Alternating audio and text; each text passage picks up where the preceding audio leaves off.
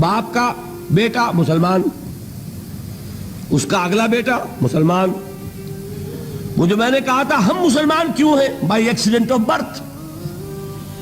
ہم سوچ کر ایمان لائیں کیا؟ ہم نے خود غور و فکر کے بعد ایمان قبول کیا ہے. اللہ جس سے توفیق دے دے. ہو سکتا ہے، اب بھی ہو سکتا ہے. سوچئے، غور کیجئے، تفکر کیجئے، شعوری طور پر ایمان لائیے، وہ ایمان اور ہوگا. اب تک ہم میں سے اکثر کا حال کیا ہے کہ صرف ایک چکر ہے نسلی. نسلاً بعد نسل اسلام آ گیا. اسلام تو آ گیا، کیا ایمان بھی آ جائے گا اس طرح؟ ایمان نہیں آتا اس طرح. اسلام آیا ہے. ہمارا حال کیا ہے اکثر و بیشتر؟ وہ اسی آیت کے مصداق ہے. قالت الاعراب آمنا قل لم تؤمنوا ولكن قولوا اسلمنا ولما يدخل الايمان في قلوبكم. تو بتائیے ہمارے لیے کتنی بڑی نوید ہے یہ، کتنی بڑی خوشخبری ہے یہ کہ اللہ نے یہ وعدہ کر لیا ہے. اگر بات یہ ہوگی کہ جب تک ایمان نہیں ہوگی نہ نماز قبول نہ روزہ قبول، تو ہمارا کوئی مقام پھر تھا؟ اللہ نے کتنی بڑی اپنی رحمت فرمائی، کتنا فضل فرمایا. اس حالت میں بھی اطاعت کرو گے تو اللہ تمہارے اعمال کا اجر و ثواب عطا کر دے گا. اب چوتھی چیز، نوٹ آف کوشن، یہ اطاعت ہونی چاہیے کلی اطاعت، جزوی نہیں. جزوی اطاعت اطاعت نہیں. اللہ کے 10 احکام ہیں، 5 آپ نے مان لیے، 5 آپ نے ٹھوکر مار دی. کیا کہیں گے اسے؟ یہ اطاعت ہے؟ سمجھ لیجئے، یہ جزوی اطاعت اطاعت نہیں. اس پر تو اللہ کا غضب بھڑکتا ہے. افتؤمنون ببعض الکتاب وتکفرون ببعض. کیا تم ہماری شریعت، ہماری کتاب، ہمارے قانون، اس کے کچھ حصے کو مانتے اور کچھ کو نہیں مانتے؟ فما جزاء من يفعل ذلك منكم الا خزي في الحياة الدنيا ويوم القيامة يردون الى اشد العذاب. جو کوئی بھی یہ طرز عمل اختیار کرے گا اس کی سزا اس کے سوا اور کچھ نہیں ہے کہ دنیا میں انہیں ذلیل و خوار کر دیا جائے اور قیامت کے دن شدید ترین عذاب میں جھونک دیا جائے. وَمَا اللَّهُ بِغَافِلٍ عَمَّا تَعْمَلُونَ. اور اللہ غافل اور بے خبر نہیں ہے تمہارے کرتوتوں سے. He knows you. Knows you through and through. وہ جانتا ہے، وہ تو تمہاری نیتوں کو جانتا ہے. ان اللہ لا ينظر الى صورکم ولا اموالکم ولكن ينظر الى قلوبکم واعمالکم. اللہ تمہاری صورتوں کو اور تمہارے مالوں کو نہیں دیکھتا، وہ تمہارے دلوں کو اور تمہارے عملوں کو دیکھتا ہے. یہ حدیث کے الفاظ. تو یہ جو جزوی اطاعت ہے یہ اطاعت نہیں کہلائے گی، بلکہ یہ تمسخر کہلائے گا، ڈٹھائی کہلائے گی، استہزاء کہلائے گا، دین کا مذاق اڑانا کہلائے گا. بات سمجھ رہے ہیں کہ نہیں؟ اور میں اور منطقی طور پر ثابت کر دوں کہ اگر آپ نے اللہ کے کچھ احکام مانے کچھ نہیں مانے، تو جو مانے وہ بھی اللہ کے نہیں مانے. بظاہر بات میں بڑی عجیب کہہ رہا ہوں. اللہ کا ایک حکم آپ نے مانا، ایک نہیں مانا. بتائیے جو نہیں مانا کیوں نہیں مانا؟ کہ نفس کو پسند نہیں. جو مانا کیوں مانا؟ کہ نفس کو پسند ہے. دونوں حالتوں میں کس کی بات مانی؟ نفس کی.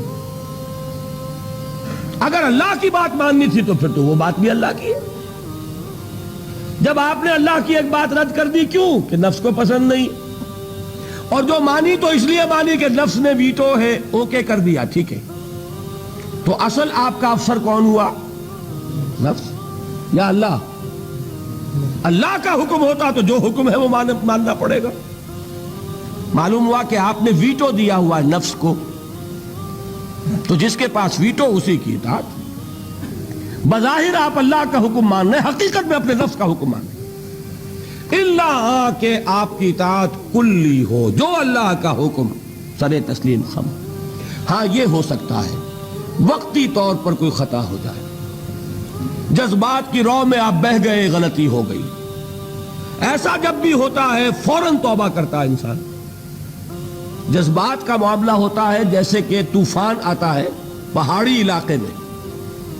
میدانی علاقے میں سیلاب آئے گا تو آہستہ آہستہ آتا ہے اور آہستہ آہستہ اترتا بھی ہے.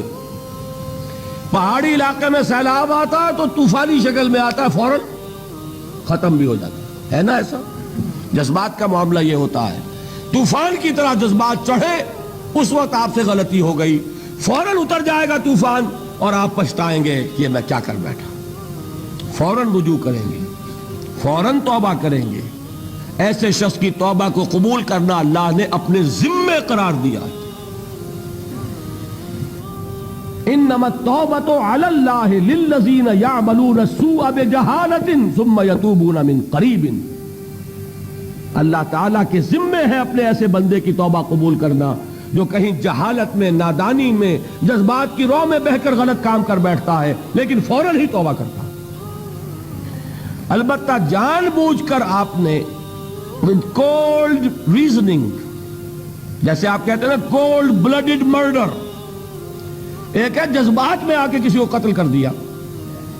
آپ کا کوئی ارادہ نہیں تھا، آپ جا رہے تھے، جاتے ہوئے آپ کا کنگا لگ گیا کسی کو، وہ اللہ کا بندہ ایسا غسیل نکلا اس نے ماں کی گالی دے دی آپ کو، آپ کا چڑھ گیا پارا اور آپ نے جو اس کے ایک رسید کیا مر گیا.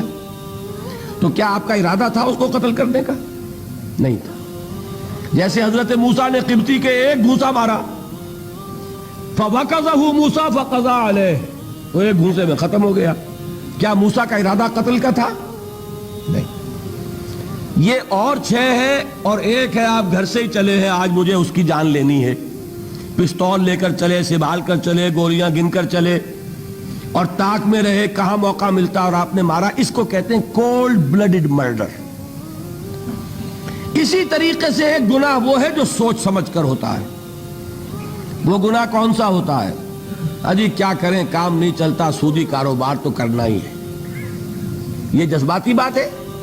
نہیں، یہ آپ کی سوچی سمجھی رائے ہے. روکھی سوکھی نہیں کھانی بھائی، کھانے پراٹھے ہی ہیں، لہذا سودی کاروبار کیے بغیر چارہ نہیں. یہ تو سوچی سمجھی بات ہے بھائی. یہ ہے وہ گناہ. یہ ایک گناہ بھی آپ کی پوری نیکی کو ختم کر دے. فما جزاء من يفعل ذلك منكم الا خزي في الحياة الدنيا ويوم القيامة يردون الى اشد العذاب. اہل علم کی توجہ کے لیے عرض کر رہا ہوں، یہ مفہوم ہے اس آیت کا. بلا من کسب سیئۃ واحاطت به خطیئته فاولئک اصحاب النار هم فیہا خالدون. جان بوجھ کر بڑا گناہ مستقل طور پر اپنی زندگی میں اس کو قائم کر لینا، وہ ایک چیز بھی، ایک مچھلی سارے تالاب کو گندا کر دے گی. بات سمجھ میں آ گئی؟ 4 چیزیں بتائیں. یہ آیت کن کے بارے میں نازل ہوئی؟ وہ تھے. ہم پر 100% منطبق ہوتی ہے. اللہ کا بڑا فضل ہے کہ اس حال میں بھی اس نے اطاعت کو قبول کرنے کا وعدہ کیا، لیکن یہ اطاعت کلی ہوگی، جزوی نہیں.